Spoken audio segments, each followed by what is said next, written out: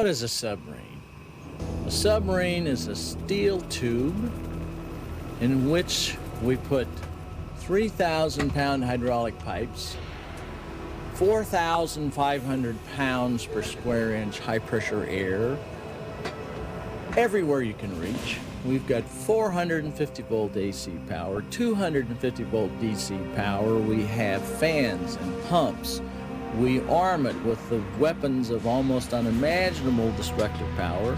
We propel it with a nuclear reactor, and then we take it out and intentionally sink it in salt water. That's not inherently safe. What does make a submarine safe? It's the design features, the crew who know how to operate that ship.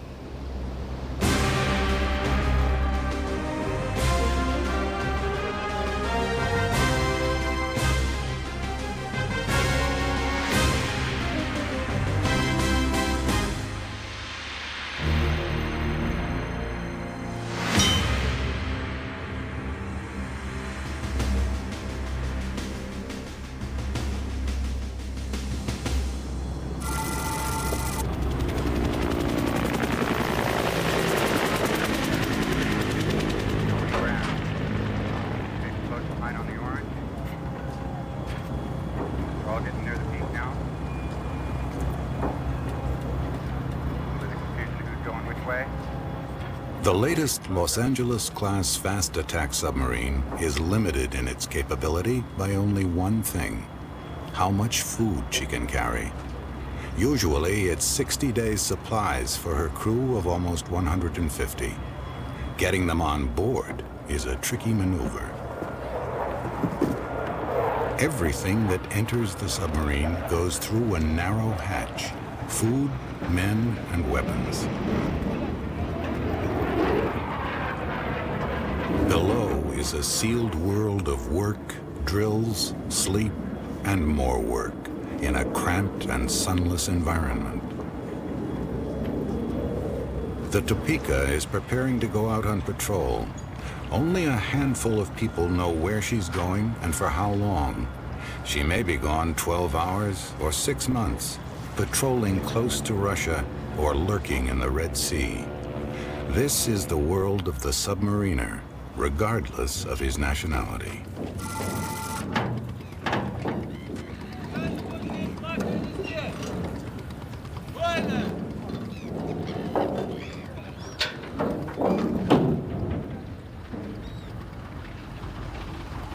The former Soviet Union still has the largest submarine fleet in the world, though much of it consists of aging diesel electrics, like this Foxtrot.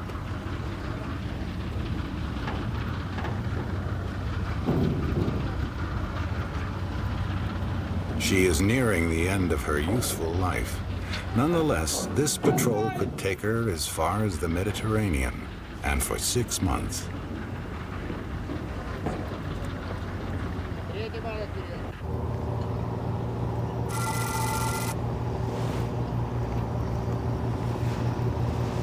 Returning from 2-month sea trials in the Atlantic is Her Majesty's submarine Unseen. She is also a diesel electric and is the Royal Navy's most modern non-nuclear submarine.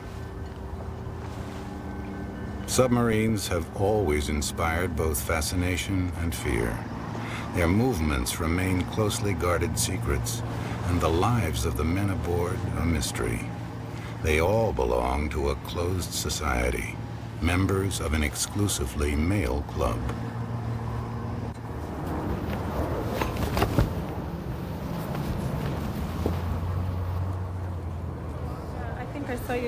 Separation is a fact of life, shared by all submariners and their families.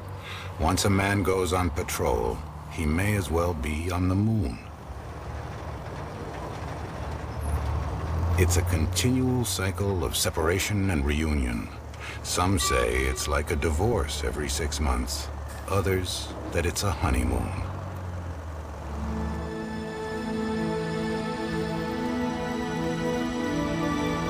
I'm not married myself, but my views on the Navy itself, as far as marriage is concerned, and going to sea, I think it does put a lot of pressure on a marriage.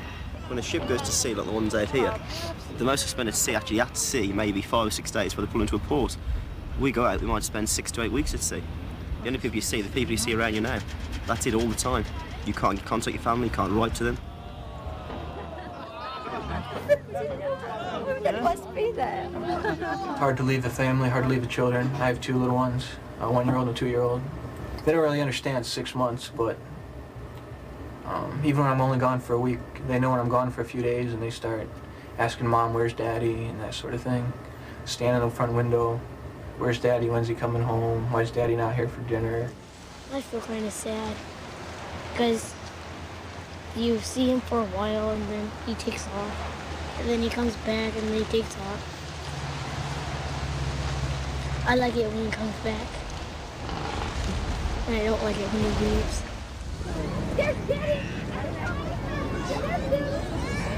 When his boat moves away from the dock, a submariner enters a world which he cannot share with anyone except those around him. By tradition, submarine service is the most secretive among the military in any country.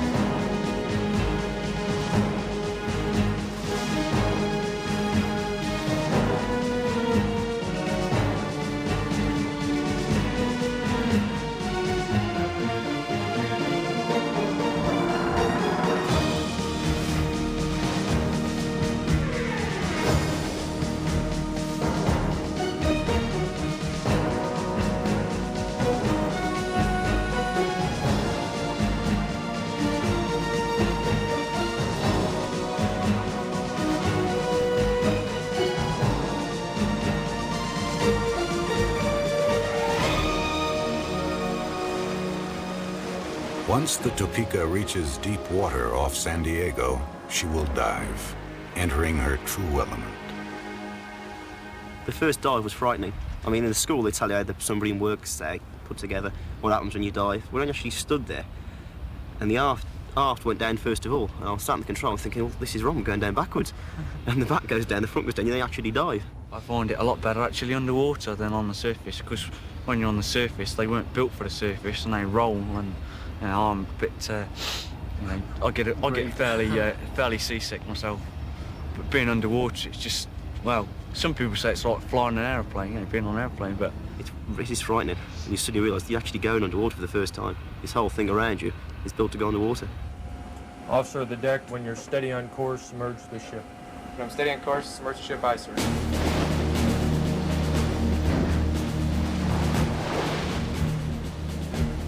Operating a submarine requires precision teamwork. The captain's orders are repeated and relayed several times before being carried out.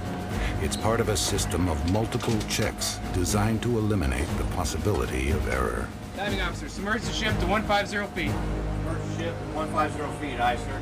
Driving also was 2 towards, huh? Dive! Dive! Dive! Dive! To submerge his ship, a submariner must do what every surface sailor dreads: take water on board. Ballast tanks are flooded for extra weight, and diving planes steer the boat below. Achieving what's called neutral buoyancy is a fine balance between submerging and sinking. Deck's awash. Deck's awash, aye, sir. Full dive in the bow planes. Establish a 3-degree down bubble. 7-2. Technically, it would be possible to automate many of these functions. But when a submarine operates as deep as 1,500 feet, a minor mechanical problem could push it to crushing depth. Though quicker to identify emergencies, computers cannot combat them. As in the cockpit of an aircraft, there is no room for mistakes. Принять главный балласт, время среднее. Глубина 9 метров, осмотреться в отсеке. Есть глубина 9 метров, осмотреться в отсеке. Вентиляция средняя.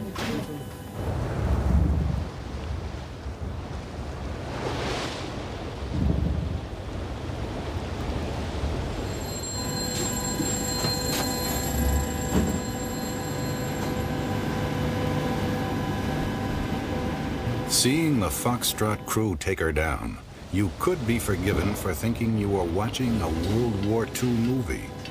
But once again, rigorous teamwork is everything. More than in any other branch of naval service, each man relies absolutely on his crewmate to do his job correctly. Submariners of all navies know their lives depend on each other. Whoever else may be friend or foe, they share a common enemy.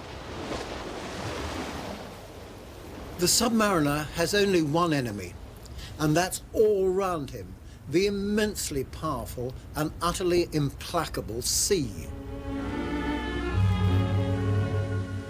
The United States Navy suffers a tragic disaster. A drama of sorrow is written when the submarine Squalus plunges to the bottom of the sea off the North Atlantic coast. Historically, submarining has proved a dangerous business, reflected in the tradition of hazardous duty pay. Even peacetime brings its own disasters, as in the case of the Squalus. His life to help save the 33 survivors now reports everything in readiness for the venture. And the prospect of rescue remains uncertain. In most of the waters of the world, you can't recover a submarine. As one admiral said, the only point in locating a wreck is to know where to send the flowers. More air is forced into the pontoon. Something's wrong! The second pontoon is broken loose. The churning water is a bad sign, and the fears of the rescue workers prove well-founded as the Squalus breaks water momentarily, only to slip silently back to its ocean bed tomb.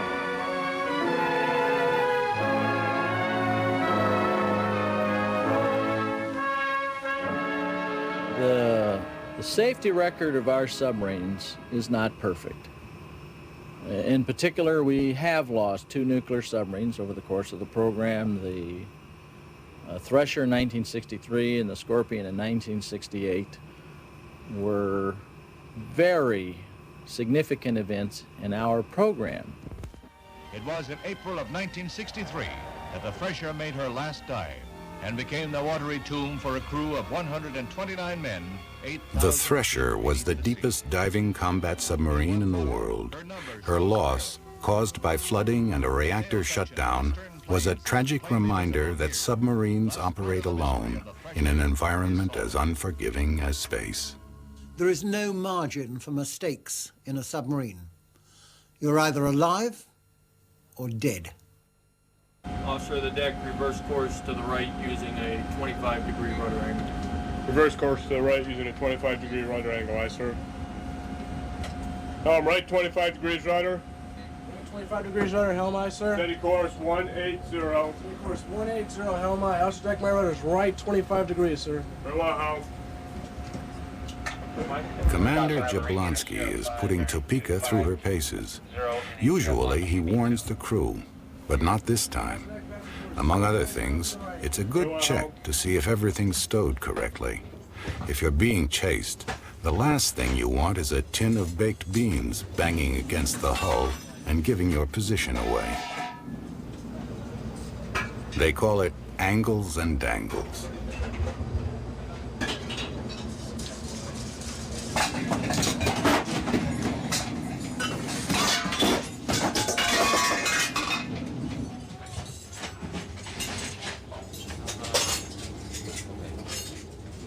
I don't like the rolling and stuff.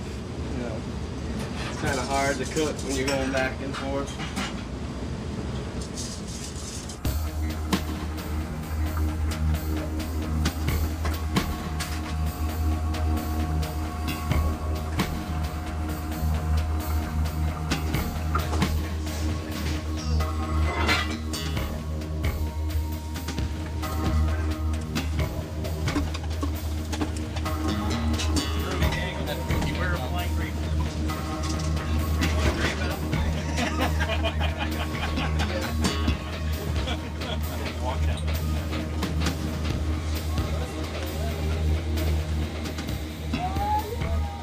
To this day, the U.S. Navy will only admit to speeds in excess of 20 knots.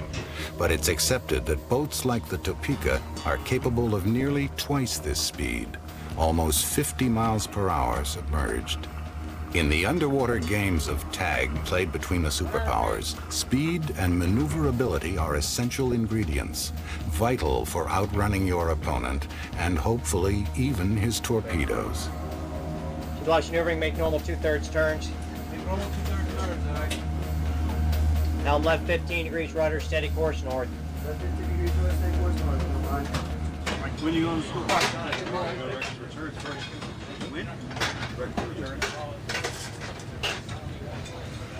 Petty Officer Shaw is a nuclear engineer. His workspace is aft of the crew's mess and occupies almost half of the boat. It's a classified area where no cameras are allowed. Beyond this door is the heart of the Topeka, the nuclear reactor. Highly radioactive uranium generates intense heat, which superheats water in a separate loop of pipes to produce steam. This drives a turbine to create electricity, which in turn powers the propeller. Although nuclear safety is taken very seriously, there's a friendly rivalry about the pros and cons of working on nuclear as opposed to diesel-electric boats. They call us nuke flukes. We call them diesel wooters because of the smell or whatever you get from them when they come alongside. We're the real submariners. I mean, as you can see over there, we were the forerunners of the submarines, and then these like just come along and take all the limelight, so to speak. You know. The thing is, they call themselves proper submariners, and these diesel boats in the background here spend most of the time on the surface. So, you know, I rest my case. They're dependent on the surface. Nuclear boats make our own air, but our own water. We don't need the surface at all. Once when we dive, we stay dived for as long as the food lasts. That's the only limit to how long you stay dived. Your food. Yeah, but I don't turn off the lights and glow in the dark, do I? You know, which is what's going to happen with you. I mean, you're that close to a nuclear reactor. I mean, you know. When I started this, I had no idea what I was getting into. I had the same ideas about glowing people and material and all that stuff. That's really not how it is at all. It's very safe. Every person in the engineering department, in fact, everyone on the boat, on the entire submarine, wears dosimetry. It measures the doses that radiation that they get. Mine is something like this right here. It's a small thing I wear on my belt, and it measures the amount of gamma neutron radiation I get. The U.S. Navy is intensely sensitive to public perceptions of nuclear power and the safety of its men. But unanswered questions remain about the effects of exposure and the potential danger of nuclear submarines in heavily populated ports. Even the welfare of civilian refit workers is now a matter for debate. Safety is the biggest aspect. Safety is everything, and the entire boat is designed to keep everything in the boat if anything happened. Russian nuclear submarines have a poor safety record, despite the claims of their designers. You ask me my assessment of the radiation hazard on board this boat. I tell you, in fact, that, strange as it may seem, the level of radiation on board nuclear-powered submarines is lower than what you and I are exposed to when we walk around the city.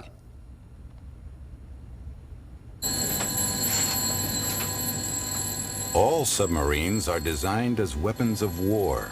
Once underway, the rhythm of the machine takes over, whether it's an antiquated diesel-electric like this or a modern nuclear boat.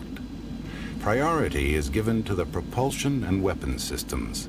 On a deck built for missile tubes, living quarters must be crammed into the spaces left over. Never heard it? She's about 5'6", long blonde hair. She dances all the time. A submariner's life is unique in the military. Unlike the aviator or the tank driver, he doesn't park his weapon at the end of the day. He lives inside the machine. They used to call them sewer pipe sailors. But nowadays, atmosphere control is rigorous, apart from indulging smokers.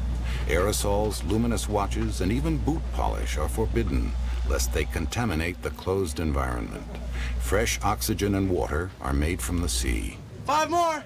They say the food is the best in the service, but unlike the Royal Navy, no alcohol is allowed on board.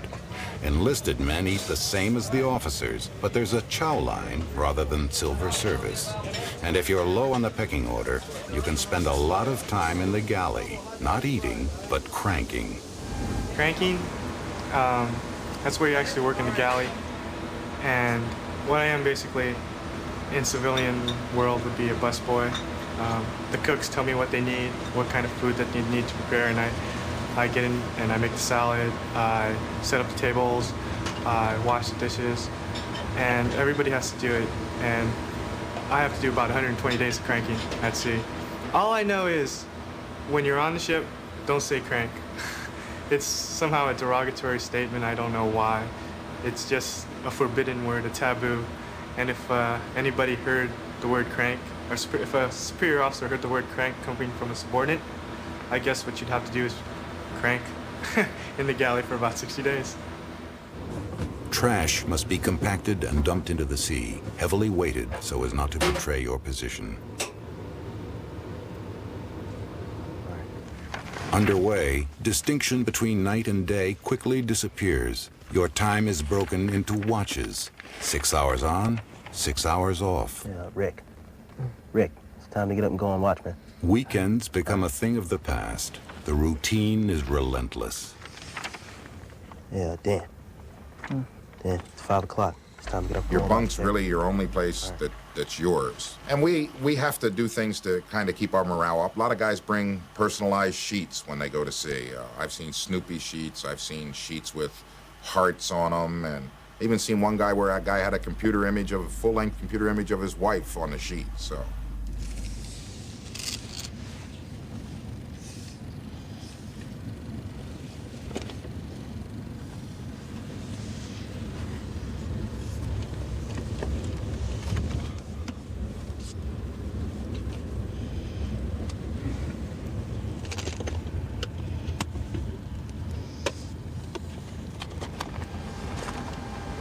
There's very little privacy on board. There's none. Well, no, you do have some. You have your rack. Yeah, that's the only place on board that you can really, go and get your thoughts together. If you've had a really stressed out day, you just have to jump in it and close the curtain. And that's all you got as far as privacy. Yep, that's it. The rest of it is share. And share alike. Share alike, there you go. I got some in my rack.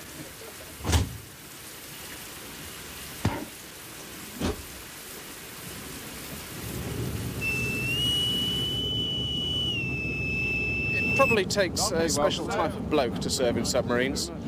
Not all of us are volunteers, however, but there are very few people, in fact I can only think of 2 or 3, who have not enjoyed the comradeship and the closeness and the sort of interdependence that you have in a submarine, which is a peculiar characteristic of submarines. You are quite literally living in each other's pockets.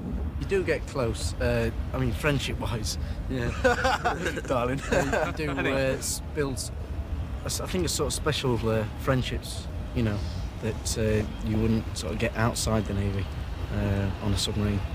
You live in like such confined spaces and whatnot, and because you all eat together, you literally sleep on top of one another, which not, but you know what I mean. You sort of, it's you go out drinking together when you arrive at a port and whatnot, so you sort of like buddies, as I say, all buddies in boats, as they say. It's very close on board, but when you go on long patrols, the tension, it can get a bit too much at times. If you need to get away from someone, you've got nowhere to run. You're on board, you're stuck there, you can't leave. It takes a special kind of person to be able to handle the stress at times. If you can't handle the stress, you can't live on board. I don't know about her, man. I heard a few things about her. Everybody knows her. Well, how's her attitude? She got a nice attitude? She's got a good personality. She's fun to party with. It's just like a big family when we're underway. Everyone's really tight. Yeah, the way you talk to people, the way you touch people, I mean, I think everybody here is really secure with themselves where they can do things like this underway in this kind of environment, but in public, it wouldn't be acceptable. it really interests me, the camaraderie and everything like that, and it interests me a lot. So when I was 17, I joined the Navy, and I told them I want to go submarines and submarine torpedoman, and that's how it all began. The engineers, or nukes, joke that the torpedo man's job is to protect their reactor. Torpedo men, or coners, call the nukes their chauffeurs. Either way, the torpedo is central to the hunter-killer's lethal anti-submarine role.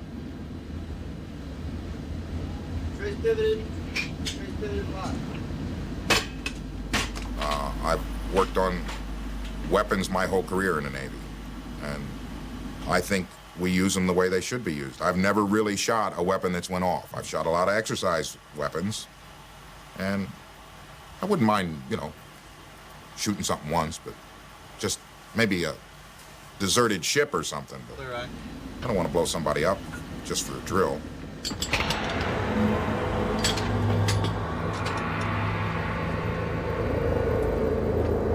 Equipped with sophisticated active sonar, a Mark 48 torpedo is guided to its target by 20,000 yards of wire. At a maximum speed of 55 miles an hour, the advanced capability version is fast enough to catch the swiftest Russian submarine. Topeka also carries Tomahawk cruise missiles, demonstrated with such ferocity during the Gulf War by her sister submarines. Tubes loaded, the Topeka is ready for action.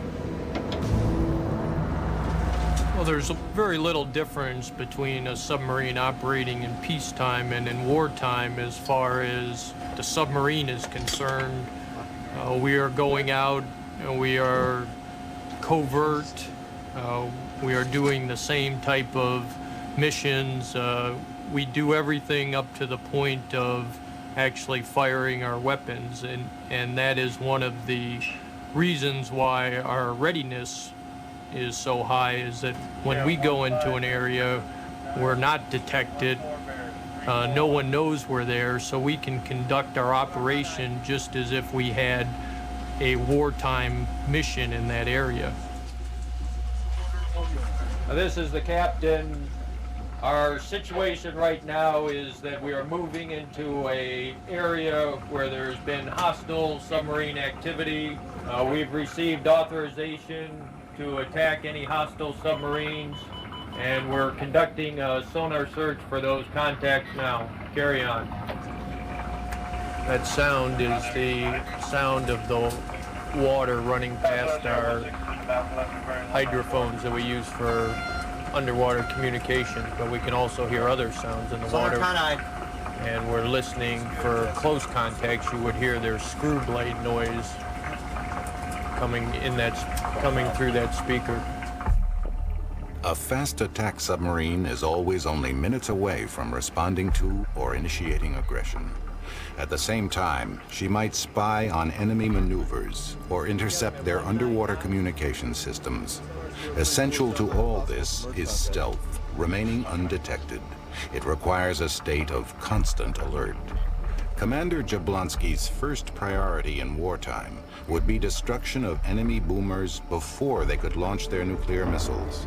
This might involve intricate maneuvers under the polar ice cap, traditional territory for Russian submarines.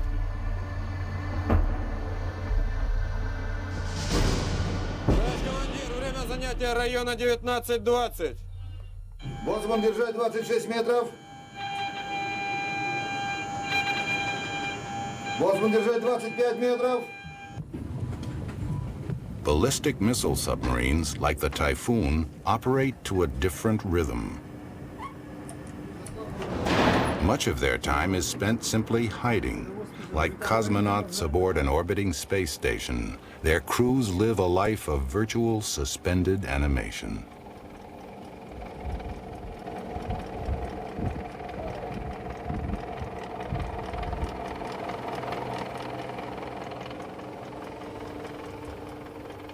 But not even Jules Verne pictured life like this at the bottom of the sea.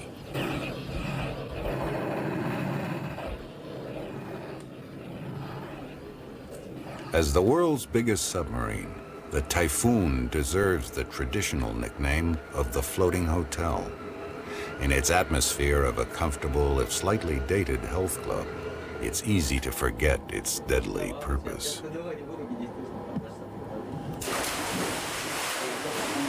It's one way of maintaining crew morale, despite very low pay, uncertainty about the future, and poor conditions at home.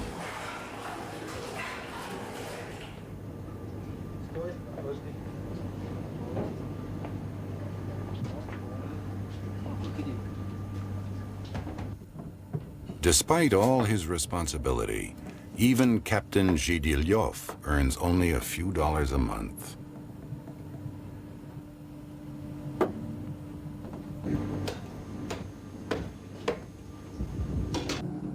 Дождусь ли я тебя, сынок? Дождусь ли я тебя, сынок?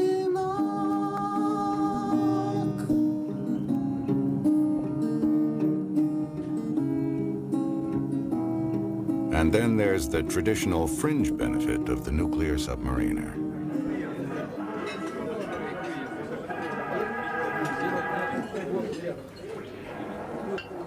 Russia may be finding it hard to feed its civilian population, but it clearly attaches importance to taking care of the submarine force. Little things are important out there. The cooks burn chow, the whole crew gets pissed. Can't show the movie when you want to. Upsets people. We mess with each other a lot. We'll know something agitates a guy, so we'll do that to agitate him just to get to him. In those last 3 or 4 weeks of patrol, though, you can tell everybody's ready to get home, because everybody's like at each other's throat going, oh, okay, yeah, it goes. right, just get out of my face. Starts out, everyone's in a pretty good mood and happy and having a lot of fun. And yeah, towards the end of patrol, we tend to get pretty uptight with each other. We do little things that are funny to us, might not be funny to other people. We freeze people's shoes and steal their pillow, and sounds like kid stuff, but it breaks the boredom out there. The isolation is intense. You can't call home or even write a letter. But 8 times each patrol, the Navy allows you a message from home. Whatever news can be squeezed into 50 words. They call them family grams. I know you'll think I'm crazy, but I had to ring home just to hear your voice on the answering machine. It made me cry. Can't wait to see you. All my love, Patty. Familygrams are really important once we get underway and on toward the end of patrol, because they got, you just got to have something to keep the guys up and keep them going. And the morale factor on a familygram is the biggie on the boat. One of the joys of being a radarman is after watch. You get to walk through the ship and you've got a whole stack of familygrams in your hand. People are sitting there going, have I got a gram? Have I got a gram? Now what's kind of bad is when you have to give them a gram for their mom, right? Oh, my mom? All right, but my wife, yes. Or you find out that their kids are doing great in basketball. Yes, yes, yes. So it's a good feeling. It's it's sort of like a mail call in the old movies. Mail call. I talk a lot, so it's hard for me to squeeze everything into 50 words. But you get 50 words, so that's what you get. But you pretty much can get everything down. Cars fine, kids fine, house fine, mortgage paid. Bridge maneuver, acknowledge on a 7MC. In the confinement and isolation, boredom can become a professional hazard. I think anyone has boredom with their job sometimes, but you can be sitting on watch and then the sonarmen pick up a contact, and what was a boring mid-watch, now you're chasing somebody. All right, attention and control. We have what's been classified as a hostile submarine. Sierra 34 now bears 098. The contact is drawn to the right. My intention is to move around behind them and get in position to attack them with a Mark 48 torpedo. Carry on.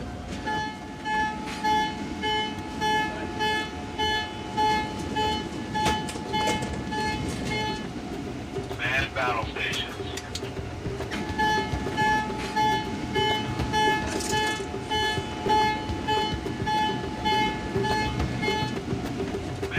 battle station. We operate in realistic scenarios. You don't think about it a lot, but in the back of your mind, you know that your profession, if called upon, is to go out there and destroy the enemy, and we're ready to do that. Film steady course 170. Steady course 170. 39 years old, Commander Edward Jablonski controls a billion-dollar weapon system. It's a responsibility he relishes. It's a very challenging time, and it gets your heart pumping because you know that you're in a position where if you make a mistake, you have the potential to give away your position. Weapons officer, tube 3 will be the first tube, tube 4 will be the backup tube. Tube 3, first tube, tube 4, backup tube, aye, sir. Our mission is to go in there and destroy specific targets, whether it's with our torpedoes or with our cruise missiles, and whether we carry nuclear weapons or not is not something that can be discussed at the unclassified level. So we'll leave the question at that. Yep, tube 3 is flooded pressure mission open down and door on tube 3. It's a violent profession if you look at it, at the fundamental level, but you're not going to deter aggression or beat your enemy without some destruction. Stand by. Shoot.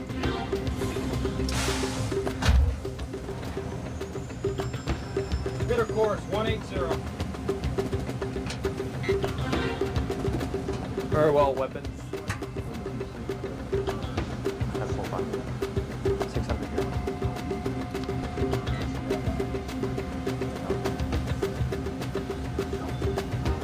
Shot looks good on plot. Very well, plot. Officer deck. Secure from battle. Secure from battle stations, aye. Keep a watch on the 1FC secure battle stations. Secure battle stations. All stations con slowing. Machine 150 feet. Preparation to come to periscope depth. Well, this is clearly the best submarine in the world. I mean, there is no comparison as far as I'm concerned. There's no other platform that I would want to be on if the shooting started. We could take on and defeat anything that's out there. Officer of the deck, proceed to periscope depth. For months on end, the captain alone will decide on the submarine's operations, reporting his results only on return to base. Constant drilling, like this anti-submarine exercise, keeps the edge on his men during the long periods of confinement. Tough, ruthless training isn't just to gain professionalism. It's because there's another kind of pressure. It's not just the sea that exerts pressure, it's the circumstances, the psychological pressure. Aboard the submarine Haddock, the Navy's Operation Hideout draws to a close after 2 months of being sealed below decks for the 23-man volunteer crew. It's been a test of human fitness over prolonged periods of submerged conditions, and the crew's reactions will largely determine the human factor in the Navy's first atomic submarine, designed to stay under indefinitely. What's the first thing these bearded sea dogs wanted to do after 60 days of confinement? Why, shave with fresh, hot water. Admiral Rickover said, we don't know if we have any problems aboard our submarines because we don't send psychiatrists out on them. And I rather endorse that. The atomic submarine Nautilus cruised under the Arctic ice on the North Pole itself. An historic underwater voyage from Hawaii to England. We had a psychiatrist, for example, on board the Nautilus when it went under the pole. And looking for the stresses of the people. The stresses aren't there. The people aren't stressed in submarine operations. If they are, they won't get in them or they'll get out of them. The only person stressed on Nautilus was a psychiatrist because the crew teased him so much. One place I went when I was on one submarine, we had very limited amount of water underneath us, and we had very limited amount of water above us because of the polar ice. And the job you did then was very, very important, and one mistake and everything could be gone. You either hit the bottom or you hit the ice. So it's stressful being out there all by yourself.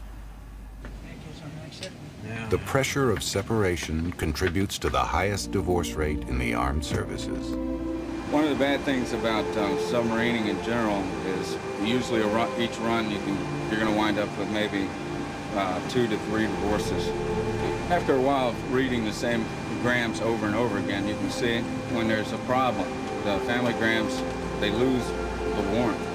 After a while of reading them, you kind of sit there and you don't really want to give the guy the gram. With bad news, most of the time it's better if you don't hear about it, because there's nothing you can do about it.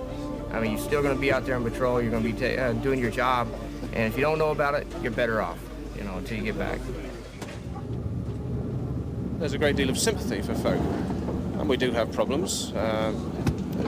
People whose wives are unhappy, people whose wives or whose family are involved in some sort of accident or what have you. I mean, that has actually happened during this trip.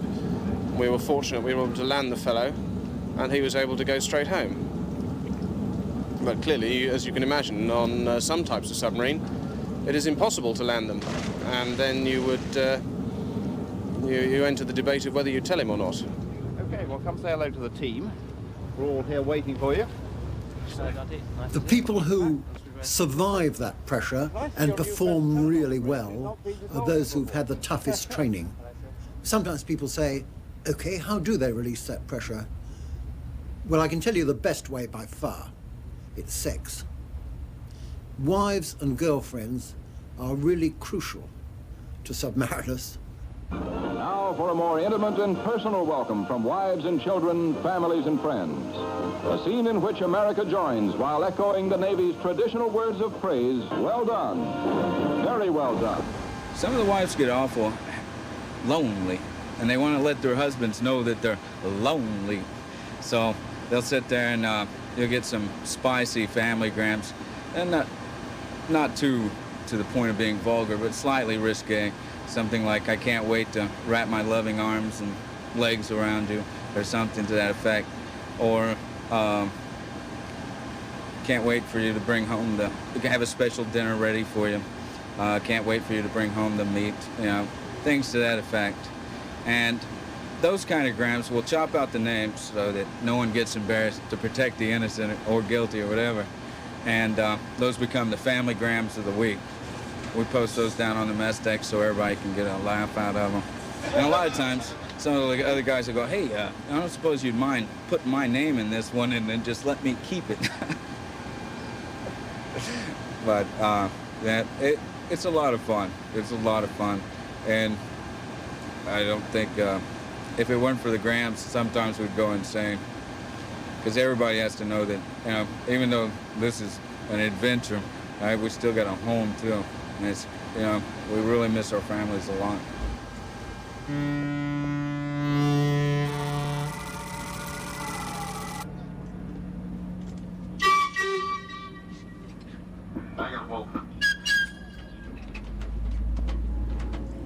Typically, this is the hardest part of a submarine family's life. The Georgia is preparing to depart on patrol today. When they say goodbye in a couple of hours' time, her crew and their families will not see each other for 3 months.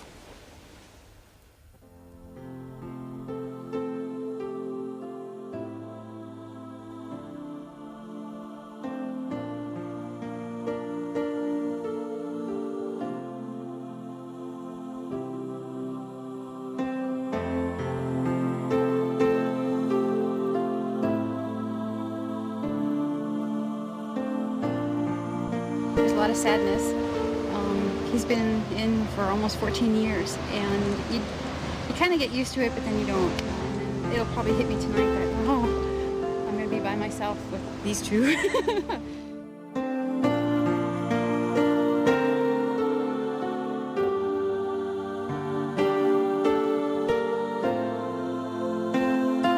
Fortunately, I was home for every one of my children being born, but I was gone shortly after. And I'd leave home and they might be a month old, and I'd come back and they'd be 4 or 5 months old.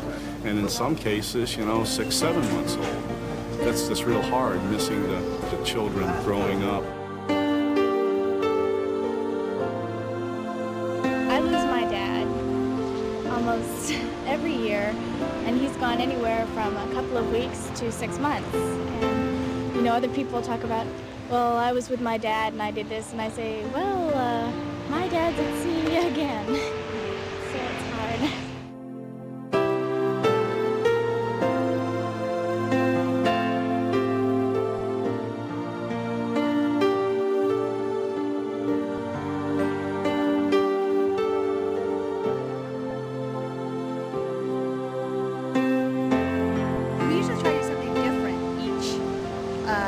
That they go on. This time we took some lingerie of ours and sprayed them with our perfume and put them in little Ziploc bags. They're going to put it all over their boardroom, and I guess they're going to try to guess whose is whose. And the lingerie is going to come out just before they come home to remind them what they're coming home to. I think the perfume and the lingerie will do it.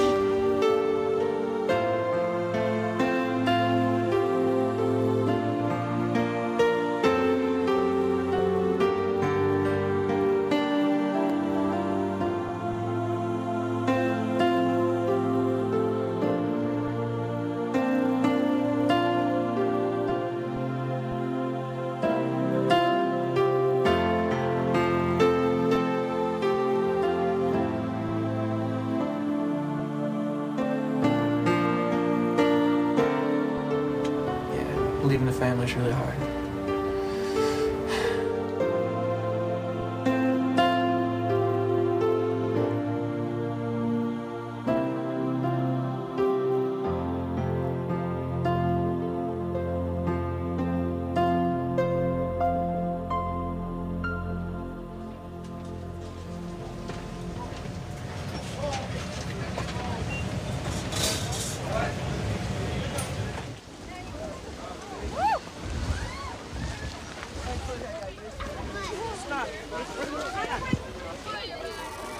An hour after the Georgia has pulled away from the wharf, she must pass through this floating bridge on her way to open sea and her patrol area. For wives and families, it's the last glimpse of the submarine with their men on board. And by tradition, some gather here for a final farewell.